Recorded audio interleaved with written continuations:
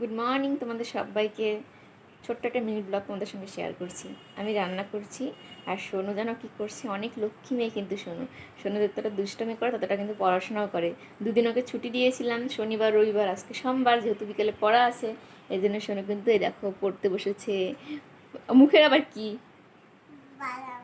আরে দেখো, আর সোনু দেখো, সোনু 1 2 লেখা শিখে গেছে। দেখো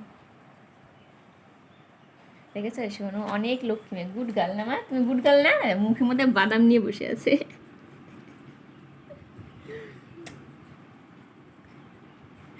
হাট বোকা দেখি না, ছি, অনেক কিছু শিখে গেছে শোনো। ABCD 1 2 লেখা না মা?